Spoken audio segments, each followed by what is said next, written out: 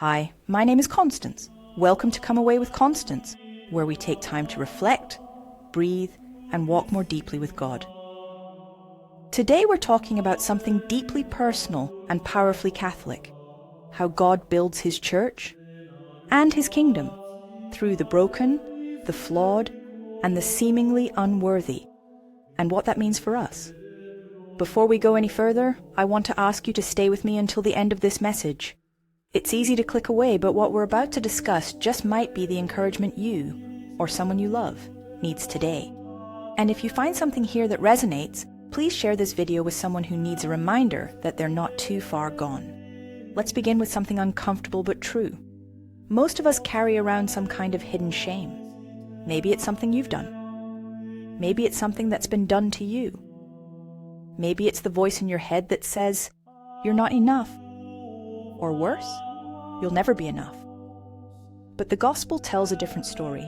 Scripture, from the first page to the last, is filled not with perfect people, but with broken ones.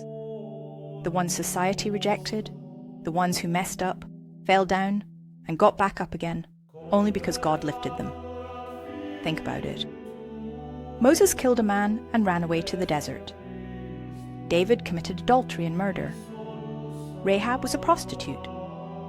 Jacob was a liar and a thief. Paul persecuted Christians. Peter denied Jesus 3 times. If you or I did any of those things, we might be tempted to think we were disqualified from holiness. But that's not how God works. God doesn't call the qualified. He qualifies the called.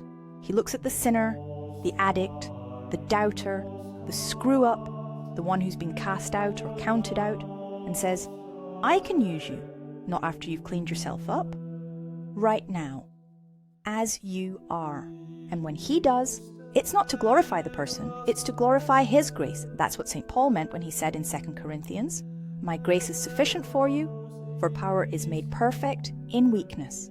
He didn't say God's power shows up in our achievements. He said God's power is revealed right in the middle of our mess. Let's go deeper. Maybe you've battled addiction. Maybe you've lied. Maybe you've cheated. Maybe you've struggled with anger, lust, bitterness, gossip, pride.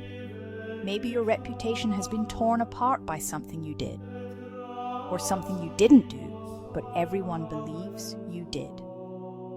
Let me tell you something the devil doesn't want you to hear. You are not the sum of your worst decisions. Your past doesn't disqualify you from God's love. It qualifies you for his mercy. Remember Peter? Impulsive, proud, fearful. He denied even knowing Jesus, not once, but 3 times. And yet, Jesus didn't toss him aside. He looked him in the eye, forgave him, and made him the first pope. "Feed my sheep," he said. Jesus didn't demand perfection. He asked for love, not flawless strength, just the willingness to say, "You know I love you." And Paul? He wasn't just broken, he was dangerous. Before he became a saint, he was Saul, violent, enraged, breathing threats against the church. And yet God stopped him in his tracks, blinded him for a time, and turned that fury into holy fire. Paul became one of the greatest evangelists the world has ever known. Not because he was perfect, but because he surrendered. Let's bring this even closer to home. How many of us know someone who drinks too much, who hides behind sarcasm or silence to mask the pain?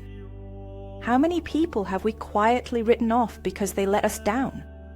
Or worse, how many people have cancelled us because of something we said, or did, or failed to do?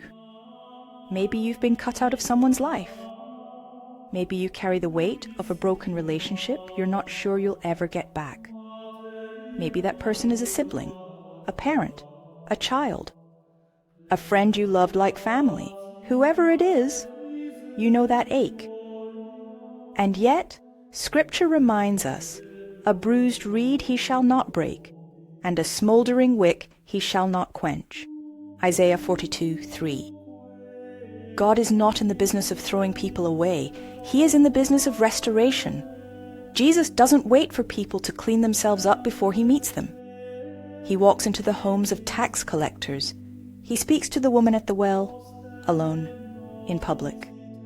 He lets a sinful woman wash his feet with her tears, and when others say, "Don't you know what kind of person that is?" Jesus says, "Yes, and I came for her." That's the kind of God we follow. But don't misunderstand. Mercy doesn't mean pretending everything is fine. Grace isn't a cover-up, it's a conversion. When Jesus forgave the woman caught in adultery, he said, "Neither do I condemn you. Go and sin no more." John 8:11. Mercy is not permission to stay in our chains. It's the key to unlock them, so if you've fallen, again, don't let shame chain you to the ground. Get up. Go to confession. Let God start again with you. He's not tired of you. He's not rolling his eyes at your weakness. He's watching like the father of the prodigal son, scanning the horizon, running out to meet you before you even get the words out. Let me say this clearly. You are not beyond God's reach. You are not too broken. You are not too late. If he used Peter, who denied him, and Paul, who hunted his followers, he can use you. And if he used them to help build the church, maybe he's trying to use you to help rebuild someone else. Sometimes the only Bible someone will read is your life. Not your perfection, not your polish, but your pain, transformed by grace. That's how we witness. That's how the church is built. Not with spotless marble, but with shattered stones redeemed and placed by the carpenter's own hand. So here's your invitation. Be the person who lets Christ redeem their story, fully. Be the one who refuses to let past sins define future holiness. Be the bridge that someone else might need to believe again. Don't wait until you have it all together, because holiness doesn't begin when your life gets perfect. It begins when you surrender. If this reflection moved something in your heart today, don't let it end here. There's someone in your life who needs to hear this, someone whose soul is hanging on by a thread. Share this video with them. Reach out, invite them to walk with you, not as a perfect Catholic, but as a forgiven one. My name is Constance. This has been Come Away with Constance. Until next time, stay close to Christ, stay rooted in truth, and remember, he builds his church with the broken. And that means there's room for you. For more reflections like this, follow us on our flagship YouTube channel, Rome Was Right.